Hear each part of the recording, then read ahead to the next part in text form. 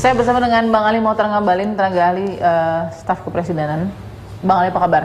Alhamdulillah, lama baru jumpa. Lama baru jumpa ya, tapi sehat ya Bang? Oh sehat walafiat, Alhamdulillah. Oke, kita konsentrasi sekarang, meskipun masih banyak konsentrasi dan fokus pemerintah juga kepada penanganan dan pengendalian corona atau pandemi corona yang sudah disebutkan WHO juga. Kita juga konsen kepada pergerakan massa yang ternyata juga tidak terdengar hanya sayup-sayup, karena mereka masih melakukan gerakan-gerakan massa ini di beberapa pelosok Indonesia ya. Kita lihat ada hashtag Gejayan Memanggil, kita lihat ada hashtag Getol punya Jawa Timur. Satu pertanyaan besar juga Bang Ali adalah, sebenarnya siapa sih inisiator naskah rancangan undang-undang ini? Karena kan tadi Abang bilang ya, ini kan semuanya masuk nih, dari pemerintah bisa, dari DPR bisa, dari masyarakat bisa. Tapi kan kita ingin tahu sebenarnya inisiatornya siapa, karena inisiator rancangan undang-undang Omnibus Law dibuat pasti ada drive-nya, ada dorongannya gitu. Nah, di meja kerja istana tuh sebenarnya menerima itu siapa sebenarnya inisiator utama dari Omnibus Law? Bagi Presiden tentu awal dari pembahasan undang-undang Omnibus Law ini kan dengan satu kepentingan. Kepentingan yang pertama itu adalah semua regulasi yang begitu panjang dan berbelit-belit, bagi pandangan Bapak Presiden, dengan undang-undang Omnibus Law itu akan bisa mempermudah dan memperjarak, memperpendek urusan, apalagi terkait dengan masalah investasi. Presiden punya satu rancangan, punya satu agenda besar yang disebut dengan Foreign Direct Investment. Jadi kalau dulu orang menunggu untuk datang investment, menunggu investor, sekarang menjemput. Oke, jadi saya klarifikasi dulu ya Bang ya. Berarti sebenarnya ini juga salah satu inisiasi dari Pak Presiden juga, Omnibus Law, atau posisinya Pak Jokowi ini menerima ide Omnibus Law ini? Tidak. Dalam naskah ya? Tidak. Kalau gagasan Omnibus Law ini adalah murni pikiran Bapak Presiden. Murni pikiran Pak Jokowi. Presiden ingin agar semua urusan yang terkait dengan investasi, kemudian urusan regulasi yang panjang, birokrasi yang panjang, berbelit dari satu meja ke meja yang lain. Sebagai seorang bekas wali kota beliau tahu, sebagai seorang bekas gubernur beliau pasti tahu. Ya, kalau bisa dipercepat kenapa harus diperlambat? Kalau bisa diperpendek kenapa harus diperpanjang? Kalau bisa dipermudah kenapa harus dipersulit? Dengan adanya gejolak ini Pak Presiden bagaimana Bang Ali? Kita lihat kan dari mulai Januari awal itu ada sedikit-sedikit, nah kesini makin kelihatan sampai nanti ujungnya mungkin pada saat ketok palu gitu. Saya waktu diundang kemarin disuruh Bapak Presiden menghadap sekitar tanggal 4 kemarin juga, Presiden sempat sampaikan juga bahwa kalau masih ada yang terus, karena memang harus digodok, harus diperbincangkan, harus dipertajam, harus didiskusikan dengan sangat keras. Tapi tetap kita harus dingin untuk bicarakan tentang undang-undang. Presiden tahu dengan protes di televisi, bahkan ada 1-2 kali kalau nggak salah sudah pernah ada di jalan, juga tidak ada masalah. Kan namanya juga ini draft, namanya juga ini naskah, namanya juga ini masih dalam batas-batas orang berdiskusi untuk bisa menemukan undang-undang yang baik dan benar. Kalau ada ruang itu, artinya ada ruang rapat dengar pendapat dong. Ada RDP gitu ya Bang. Abang sudah berpengalaman di situ. Kalau sudah ada RDP, terus kalau memang semua diundang, semua stakeholders ya, buruh, mahasiswa dan lain-lain, pekerja, karyawan dan lain-lain, kementerian-kementerian sudah diundang, kok masih ada protes? Ini yang pertanyaan juga. Gini. Sekarang kan dilihat ya, umpama undang-undang cipta lapangan kerja. Maka pasti ada buruh yang diundang, pasti ada organisasi buruh yang diundang, pasti tenaga kerja yang diundang. Apa yang mau saya katakan dari contoh ini, itu artinya bahwa semua kepentingan, semua stakeholder ada diundang dan dibicarakan terkait dengan pembahasan undang-undang. Poin nomor 2 tadi yang abang katakan soal buruh, mempermudah proses buruh untuk kemudian mendapatkan kepastian kerja, itu buruh kita atau buruh luar negeri begitu Bang? Buruh Indonesia, dia tidak boleh susah, dia punya hak-hak harus diperhatikan. Oke, tapi masih banyak. UMR-nya harus segera siap. Oke, tapi masih banyak outsourcing, Bang. Itulah yang dalam pembahasan Omnibus Law ini harus jelas. Oke. Maka itu mereka harus hadir dalam RDP. Mereka harus siapkan dia punya draft. Kalau ada yang outsourcing, kenapa bertahun-tahun, kenapa pabrik tidak memberikan perhatian mereka, kenapa pelaku usaha tidak memberikan hak kepada mereka. Kasih jalan, bicarakan, buat undang-undangnya. Tidak ada yang salah. Ini negerinya kok, untuk apa kita ragu? Oke. Gitu. Bang Ali, terima kasih. Terima kasih. Terima kasih, saya selalu ya Bang ya. Insya Allah doakan. Baik, kita akan temukan fakta berikutnya. Selama mengawal proses penolakan terhadap RUU Omnibus Law dan juga mengkoordinasi gerakan massa di beberapa titik di Jakarta, salah satu aktivis buruh, Nining Elitos, mengatakan mendapat beberapa teror dan juga pengawasan dari pihak-pihak yang belum bisa ditentukan siapa yang menyuruhnya. Salah satunya dengan insiden kantor Kasbi yang didatangi oleh sekelompok massa tidak dikenal melakukan pembakaran tepat di depan kantornya. Seperti apa kejadian itu dan bagaimana perjuangan mereka? Ikuti saya.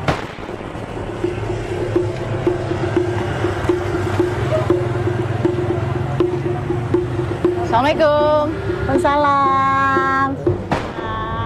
Mbak Nining. Ya, gimana? Mbak Nining Elitos, terima kasih Mbak Nining. Terima kasih, sama-sama. Sebagai ketua dari Konfederasi Kongres Aliansi Serikat Buruh Indonesia. Oke, Mbak Nining, ini adalah kantor pusat. Ya. Kita sempat dengar Mbak Nining bisa ceritakan mungkin apa yang terjadi beberapa waktu lalu. Di tengah-tengah Mbak Nining juga melakukan proses pengawalan dan membantu juga pergerakan massa ya, buruh ya, teman-teman buruh untuk kemudian tetap melakukan aksi unjuk rasanya. Apa sih yang terjadi di depan pintu gerbang kantor pusat Kasbi? Ada sekelompok orang yang kita tidak kenal gitu, masih muda gitu ya. Ada beberapa yang dewasanya tiba-tiba melakukan aksi langsung pembakaran ban, dan ban Di mana itu sih, Mbak, sebenarnya? Sebenarnya kalau pembakaran bannya itu Di terjadi depan sini? pas Itu di depan pukul- pintu gerbang. Pukul berapa? 10.30-an Pagi? pagi. Jadi Dan ini ini adalah ban yang salah bus satu- yang salah satu dibakar Ban oleh dibakar ini ban massa. yang dibawa mereka atau masa yang tidak dikenal ini atau bagaimana? Iya, ini bawaan dari masa yang kita tidak kenal gitu. Oke, jadi pembakarannya di mana Mbak Nining? Kalau pembakarannya tepatnya sebenarnya di depan pintu gerbang Konfederasi Kasbi ya, di Ya. sini dilakukan pembakarannya. Ada permisi dulu nggak kemudian ke kantor Kasbi? Sebenarnya sebelum masa itu datang, karena di kantor sekretariat Kasbi kan memang lagi sepi gitu ya, dia ada salah satu orang melakukan komunikasi telepon kepada sekjennya Kasbi. Oke. Waktu itu bertanya kepada apakah Kasbi ada kegiatan aksi. Dia menjawab itu tidak ada. Oh bukan, kami yang akan melakukan aksi di depan kantor Kasbi kayak gitu. Oke. Dia kawan sekjen kaget, ditanya dari mana, organisasi apa, dia tidak menjawab. Nanti kita ketemu di sana saja gitu loh. kayak Oke, gitu. sempat nggak saksi mata di kantor Kasbi? Pastinya ya, pengurus Ya. dan pembina juga dari Kasbi mendokumentasikan juga kan, pasti kan? Tapi tidak banyak yang bisa diambil. Ya sebenarnya ada Atau kondisinya bagaimana saat itu psikologisnya? Sebenarnya secara psikologis karena ini kaget dan dia memang tidak punya kesiapan gitu ya. Jadi dia memang yang ada di sekre Kawan Darto ini tidak berani keluar langsung karena dia melihat langsung ada pembakaran dan kemudian sudah ada asap kayak gitu. Tidak ada komunikasi, Dan hanya tidak ada orasi saja? Ada orasi dengan asap gitu. Jadi dia ngambil videonya itu dari dalam kayak gitu. Oke. Nah itu. kayak Itu gitu. ada bentuk intimidasi lain nggak? Mungkin kalau dari klaimnya Mbak Nining nih, yang terjadi selama dari mulai Februari tadi. 10 Iya, sebenarnya dalam aksi-aksi kami ini sebenarnya yang mendapatkan intimidasi ini tidak hanya kepada pengurus pusat saja. Oke. Kawan-kawan kami, anggota kami di level pabrik gitu ya, di kota-kota itu juga didatangi gitu. Oke. Kalau menurun massa tidak boleh besar kayak gitu kan. Ya tidak perlu banyak orang kayak gitu. Toh juga RU Cilaka ini adalah untuk kepentingan lapangan pekerjaan. Padahal kan sejatinya Omnibus Law ini imbasnya kan tidak hanya kepada buruh yang bekerja di Banyak pabrik sektor saja, industri lain. tapi sektor-sektor lain gitu ya, termasuk generasi muda, pelajar dan mahasiswa ke depan tidak punya kepastian kerja, tidak punya lagi perlindungan hukum, ini akan semakin mengancam kehidupan rakyat kan gitu. Oke, sebenarnya gini, salah satu juga yang menjadi tantangan ya untuk saat ini kan yang kemudian bersuara, kita lihat buruh dan mahasiswa. Dan mungkin masyarakat yang sudah aware ada nih Omnibus Law. Catatan Omnibus Law sendiri sebenarnya pegang nggak sih Mbak Nining yang sudah ibaratnya ini yang mesti diperjuangkan. Iya, kita Dari 76 sekian undang-undang. dari 79 undang-undang gitu ya, 76 berubah. Karena waktu itu kan awalnya 84 terus berubah jadi 80 terus jadi 79. Saya nggak tahu berubahnya hari ini, tapi setahu saya terakhir itu 79 undang-undang, berbagai macam sektor gitu ya. Terus kemudian sektor khusus ketenaga kerjaan saja itu luar biasa tebal, dan kemudian dari 1028 halaman itu gitu. Kita bisa lihat, mungkin punya. Boleh kita mendokumentasi dan kemudian membuatkan itu. Boleh kita lihat. Jadi Kasbi punya nih, nggak cuma. Karena gini, Mbak Nining, banyak yang selalu katakan bahwa buruh hanya demo aja, nggak ngerti isinya, kemudian tidak dipelajari dulu dan lain-lain. Pasti banyak. Iya, orang yang berstatement kayak gitu kan hal yang wajar. Dalam ruang demokrasi hari ini mungkin orang tidak tahu apa yang sudah kita lakukan, apa yang sedang kita kerjakan gitu kan gitu. Inilah kalau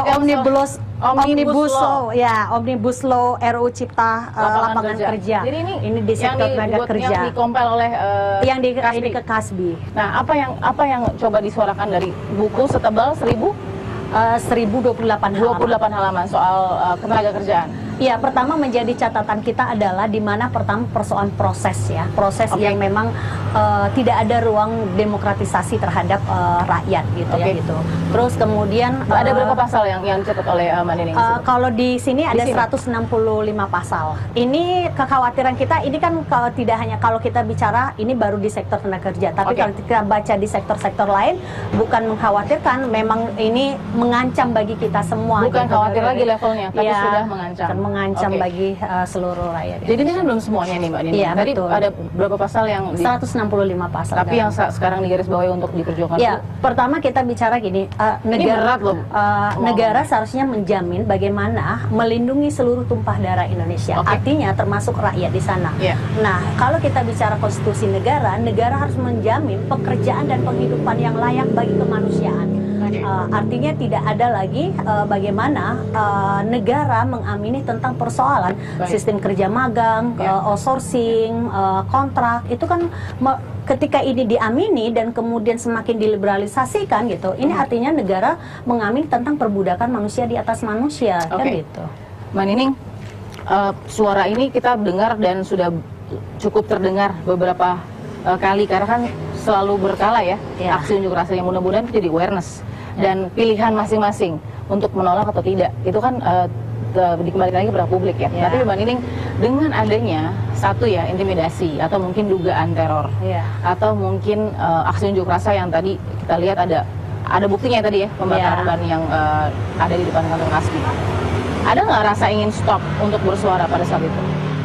Kami tidak pernah merasa sedikit pun untuk berhenti bersuara. Justru kami meyakini kenapa ini ditekankan kepada kami. Artinya ada hal yang besar, kepentingan kelompok segelintir orang yang kemudian ingin memuluskan ke bagaimana mengeksploitasi sumber daya alam dan sumber daya manusia kita. Sehingga kita sampaikan ketika teror pada tanggal 17 Februari itu, kami menyampaikan di rilis kepada media, kami menyampaikan kami tidak akan merubah sikap kami apapun, walaupun harus kami ditembak pun gitu ya, kami akan tetap melakukan penolakan Omnibus Law gitu tetap kan akan gitu. melakukan penolakan. Ya, kami tetap melakukan penolakan Omnibus Law RUU Cilaka secara keseluruhan. Mbak Nining, terima kasih. Mudah-mudahan selalu sehat untuk memberikan aspirasinya dengan teman-teman yang ada di Kasbi ya. Terima kasih. Mudah-mudahan selalu damai aksinya, agar semua juga bisa mempelajari sebenarnya apa sih Omnibus Law ini, harus dimengerti. Karena sebentar lagi ya, tanggal sebenarnya kita selalu damai. Yang tidak membuat damai itu siapa sebenarnya? Kita temukan fakta berikutnya. Bagaimana respon Menteri Koordinator Bidang Politik, Hukum, dan Keamanan Profesor Mahfud MD melihat dan menilai gerakan massa menolak Omnibus Law?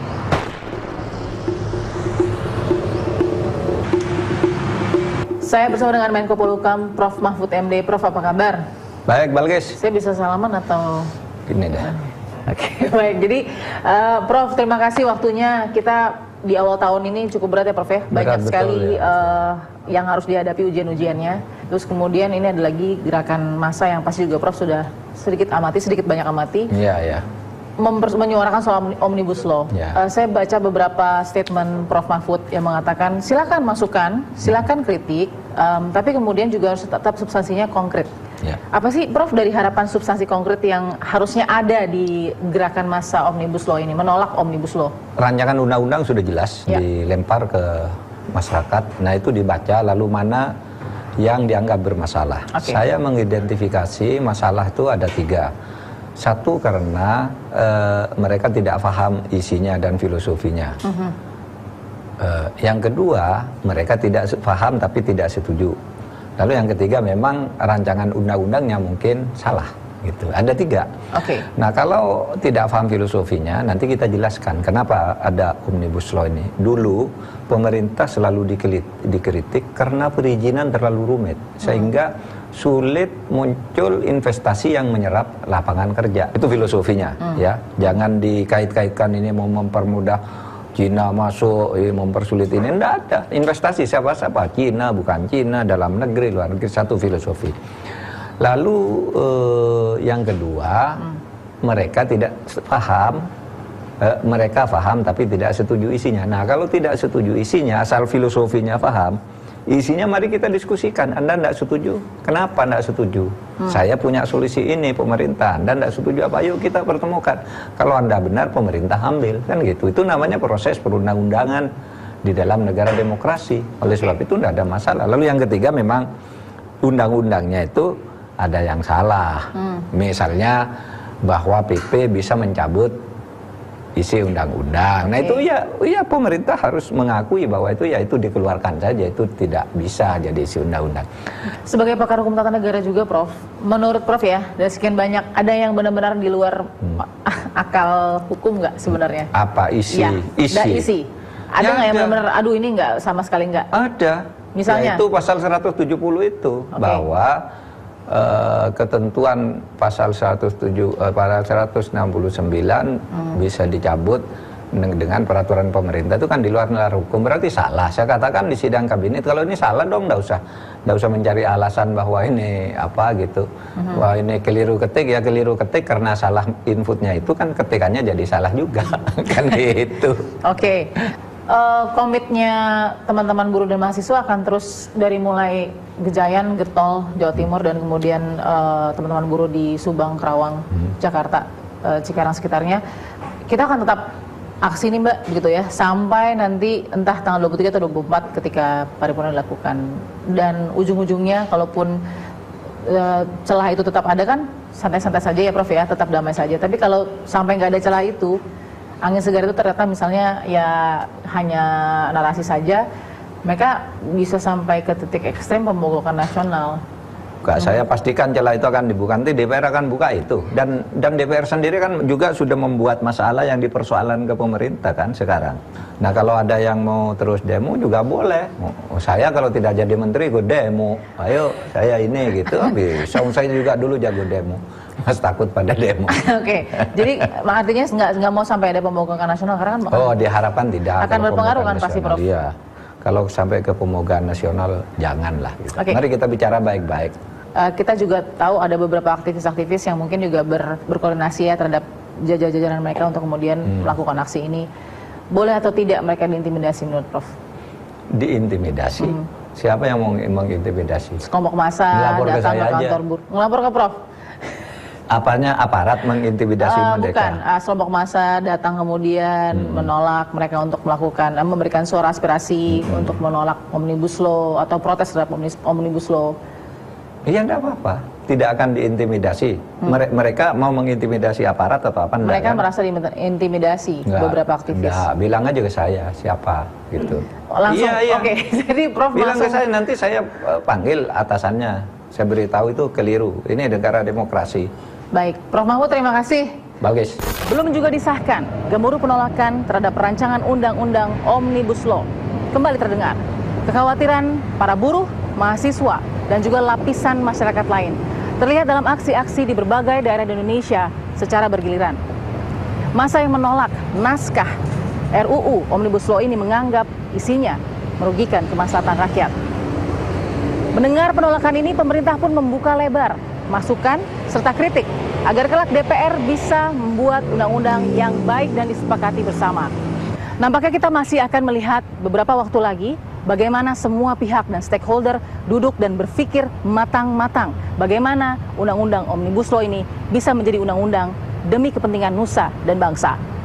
Saksikan terus Fakta setiap hari Senin pukul 21 waktu Indonesia Barat bersama saya, Balkis Manisa.